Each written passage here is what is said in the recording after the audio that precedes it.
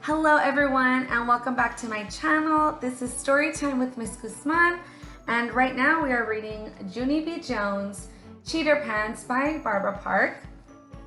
And the last time that we read, we found out that Junie B. Jones had cheated on her homework, and Mr. Scary had a conversation with Junie B. Jones letting her know that it is not okay to cheat and to be dishonest. And then we also learned that he sent home a note for her parents. So let's see what happens at home. Chapter 5, The Note. That night at dinner, I couldn't swallow my meatball. Because how can you swallow a meatball when there's a note from your teacher in your pocket? Mother kept on looking at my plate. "What's the trouble with you tonight, honey?" she asked. "You love spaghetti and meatballs." I picked up my fork real slow. Then I put it right down again. "Is something wrong, Junie B?" asked Daddy. "Are you sick?" I got down from my chair and I stood by the table. Then I hanged my head. And very slow, I took the note out of my pocket. "I did something bad at school today," I said real glum.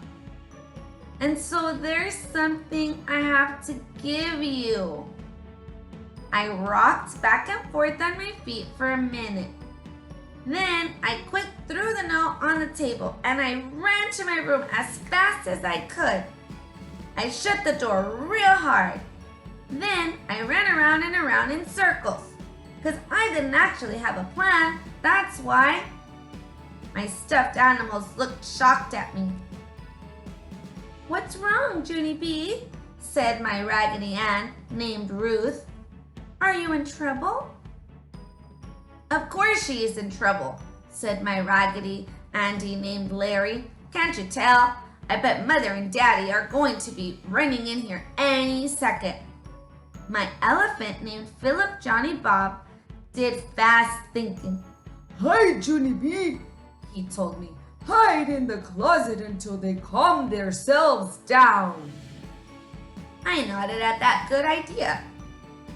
Elephants are the smartest stuffed animal there is. After that, I quick grabbed him by his foot and we ran into my closet. We climbed over shoes and games. Then we scrunched way down in the corner. Pretty soon, we heard Mother and Daddy come in my room. Our hearts started to pound and pound. Then we tried to scrunch even smaller. Only too bad for us because Philip Johnny Bob accidentally knocked over a shoebox and it made a loud crashing sound. Mother and Daddy opened the closet door. I waved at them real pleasant. "Hello, how are you today?" I said. Philip Johnny Bob held out his arms.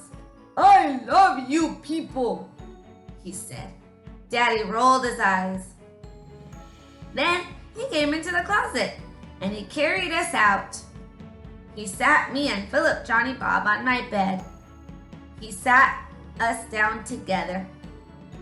Mother sat next to us. "You didn't have to hide from us, Junie B," she said. "Daddy and I didn't come to yell at you. We just came in to talk about this." I flopped back on my head and I put my pillow on my head. So here's Junie B hiding in the closet with Philip Johnny Bob. Scared.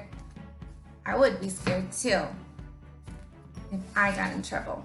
But Junie B did the right thing and she gave it to her parents. Some students might have thrown it away, right? But she gave it to them, so that's good. "Yeah, only I already did talk about this, Mother," I said real muffly. "Me and Mr. Scary talked about this for a jillion million hours at recess." Mother took the pillow off my head. "Yes, I'm sure you did," she said. "But Daddy and I need to talk to you too. Junie B, copying someone else's work is a very serious matter, honey. Daddy nodded. Cheating is wrong, he said. We want to make sure you understand that. I did a big breath at that, man. But I already do understand that, Daddy, I said. I don't even like cheaters myself. I thought for a minute. Then all of a sudden I remembered about the old maid. I sat right up. And anyway, if you think cheating is so wrong, then how come you do it yourself? I said. Huh, Daddy? Huh? Daddy looked shocked at me. What? He said, what are you talking about? I don't cheat. Yes, you do too cheat, I said back. On account of last week, you cheated me at Old Maid. And I am still not over that terrible experience. Junie B, that's not true, Daddy said. I already explained that to you, remember? When you raise the Old Maid above the other cards in your hand, it's not cheating. It's part of the fun. Yeah, only it wasn't fun, I said. It wasn't. Because after you raised her up there, you didn't wink at me. Like it wasn't really her. Only it was her, Daddy. And so, what kind of sneaky trick was that? Daddy rolled his eyes way up at the ceiling. Then he shook his head, kind of annoyed, and he left my room. Mother ruffled my hair. Sorry, honey, she said, but I'm afraid Daddy is right on this one. What he did was sneaky, but it wasn't cheating. Trying to fool the other person is supposed to be part of the game. After that, she went to start my bath water. Me and Philip Johnny Bob flopped back on my pillow. We did a sigh. Because grown-ups never do anything wrong, it seems. Not even when they do. And that's the end of chapter 5.